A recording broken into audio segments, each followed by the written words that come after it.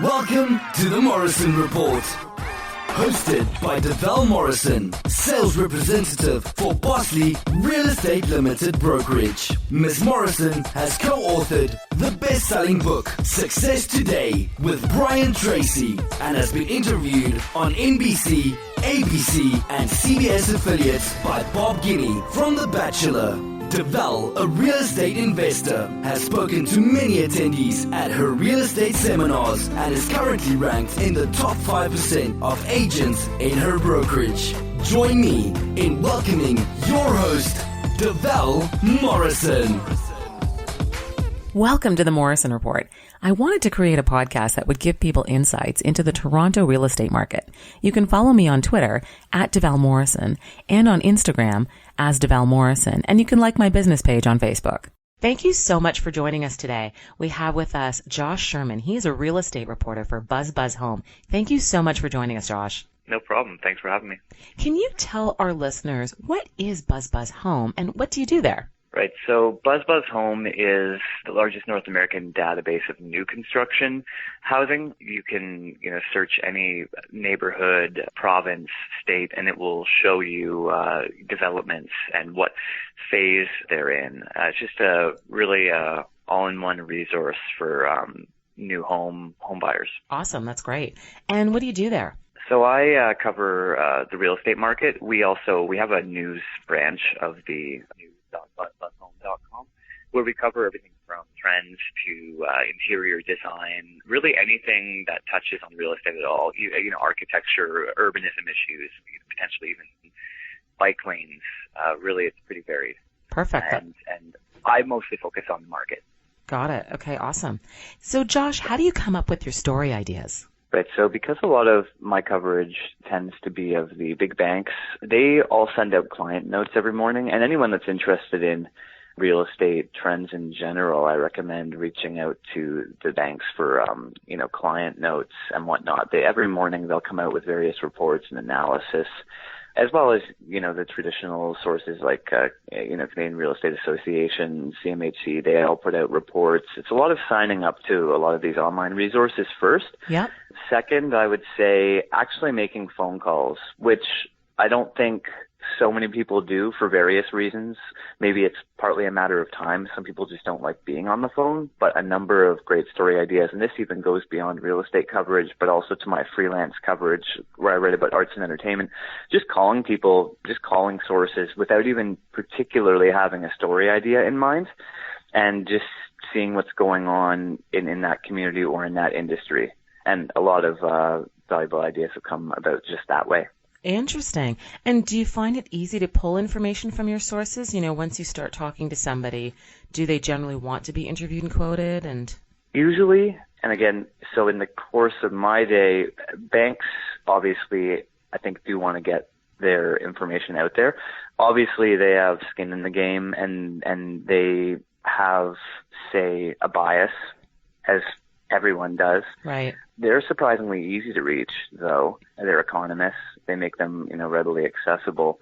I would say other sources like the government are not so easy to get through to. In fact, BuzzBuzzHome is a large company, but unless you're with the Globe and Mail, I think it's very difficult to get an actual statement. However, Bank of Canada, we have gotten direct comments from, but right. Certainly it's more difficult on the kind of governmental side. Interesting. So then, you were talking about with the banks and you're saying that some of them sometimes have a bit of a bias. So do you ever find right. inconsistencies with the information that you're receiving from your sources? Well, with the banks, my background initially wasn't economics, it was journalism. So I've had to learn a lot as I go along. Yep. That said, I'm critical of the numbers I view. I think with the banks, maybe it's more so, a lot of it's correlation rather than causation. There might be a chart linking price growth in one place and price drops in another. And, it's subject to interpretation, right? So they might view it as a sign that buyers are leaving one market and heading to another, which they very well may be, but it's not necessarily proof, Right. But other sources, recently we covered Demographia, and they're pretty well known for their housing affordability reports. Mm-hmm. But they have a lot of, they're U.S. based and they have, ties to like libertarian parties, wow. like libertarian organizations, Yep. and they're big advocates for the automotive industry.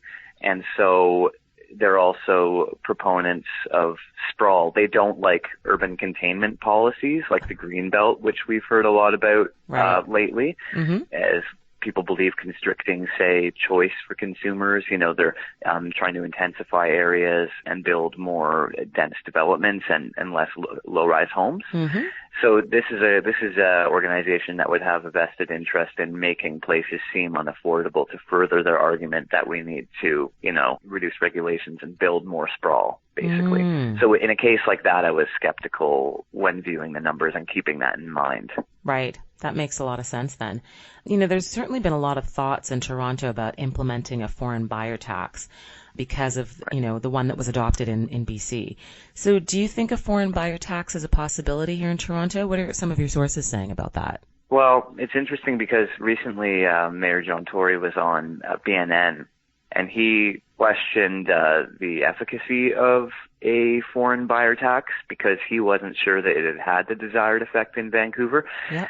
Now, he mistakenly cited prices as still rising in Vancouver. You see, he was looking at year-over-year numbers. Yeah. And the interview, I believe, was probably citing December numbers and maybe November. And year-over-year prices are up, but that's, you know, if you look at the month-over-month numbers, that's not the case. But given that, you know, the city's mayor has gone on the record and questioned it, that leads a bit of doubt as to it actually happening here. Of course, the province could likely be the ones to implement it, but it's also been pretty quiet on that front of late, I believe. Right. Calls for more data collection. But on the observer side, Benjamin Tao, I mean, right after the BC tax was implemented for Metro Vancouver, said that Ontario's hand would, you know, virtually be forced, that they would have to, you know, and Bank of Montreal agreed with that when I spoke to a couple of economists there. Interesting. So it's split. But from the politicians, I haven't heard that this avenue they want to go down yet. Do I think it's a possibility though? I mean, I think very much so, just especially given, you know, some pretty prominent economists stepping forward and saying this is what needs to be done. Doesn't mean it's going to happen, but I think it certainly puts it in the realm of possibility. So what do you think the percentage in the Toronto market might be of actual foreign buyers? I mean, I know that the numbers are quite high in BC, but are the numbers really that high in Toronto?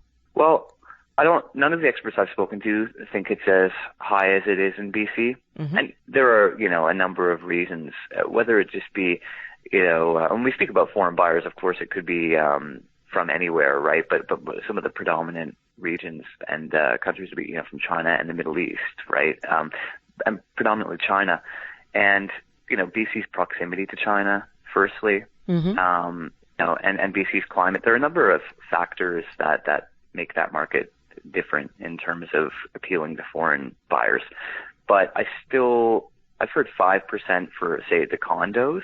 And that was something Sean Hildebrand of Urban Nation cited the other day. And interestingly, people might say, well, something like 5% in a certain segment, so say the condo segment, might not be a lot.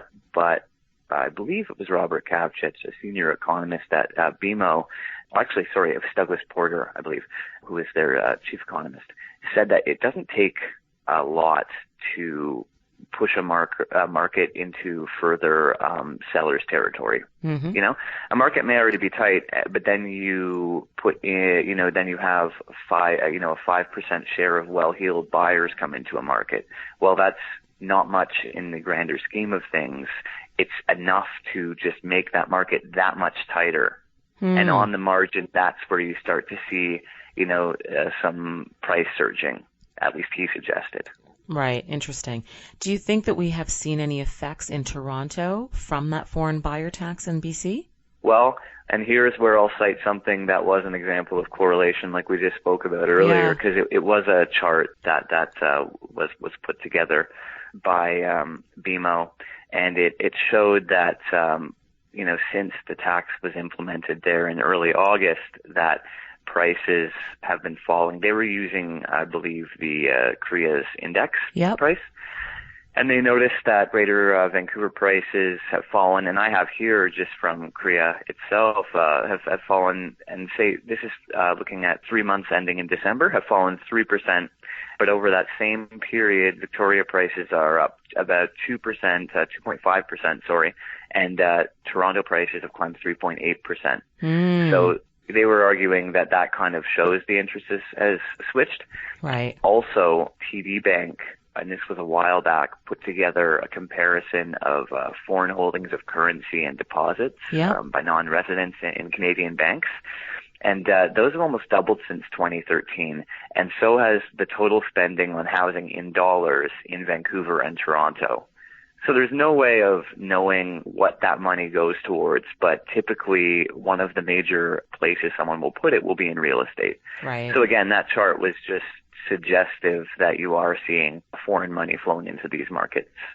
And one other thing to note as well is that, and a foreign buyer tax wouldn't solve this, is that there's also just a lot of foreign wealth, which is something else Sean Hildebrand of Urban Nation pointed out. So someone may not be a foreign buyer, right, but they may have moved here, become a permanent resident, or even a Canadian citizen, but, you know, they made a lot of money in their home country. Right, of course. And then they're coming here. But they're a citizen, but there's still that influence of foreign capital. Sure. Again, which a foreign buyer tax wouldn't address.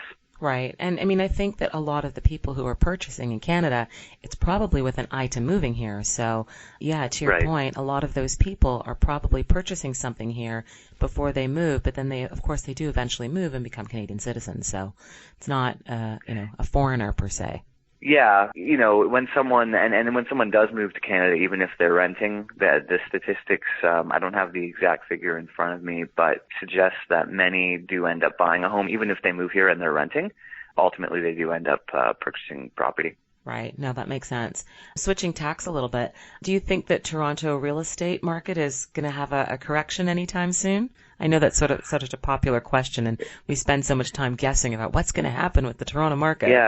Yeah, very few people I find too are willing to kind of go out on a limb and say one way or the other. Mm-hmm. I actually, and I'm not a real estate shill. I think firstly, I mean, there's different segments. So on the detached side, or even semi-detached, so the single family homes, I just can't see prices dropping considerably. Right. I can see them flattening or maybe even 5%, but just because of the shortage and, talking Toronto proper, they're not building anymore, you know? And that's something that I get into a lot of just heated personal debates with some of my friends who don't follow real estate as closely, are shocked by the prices. Right. But I'm not. When you look at, we're the fourth largest city in North America. Why shouldn't our houses be expensive? And it's unfortunate, and maybe there's some policy measures that can be implemented to help first-time buyers. Mm-hmm. But ultimately, I don't see the single-family side having a major correction. For the condo side, there's still considerable demand. Just anecdotally, or in my opinion, there could be not necessarily more risk there, but I could see more of a slowdown on that side. Right. More likely, just because the supply isn't as limited. Right. There's a bit more opportunity to build more. Or a lot more opportunity to build more compared to the single-family side. But again, immigration to the Greater Toronto Area is so great in terms of numbers. You're looking at 100,000 people every year for the next 10 years coming to the Greater Toronto Area, and they have to live somewhere. Right. And even if they don't buy, that provides a pool of renters for investors to then buy condos to rent out to these people, this influx. Yeah, right. Absolutely. So I think there's a lot of fundamentals, but I don't think that, of course, I believe the overall average for the GTA last year was something like 17 point something for the average price increase. I don't think that's sustainable. Right. But when we say correction, that would mean like people are so far ahead if they bought a home, in the past 3 years, say, or pick whatever period with price increases like this, even if prices drop by 10%, yes, it would be arguably a correction, but would it, unless you got in today, right, would that really even be that big of a loss. And also, if you're buying the home to live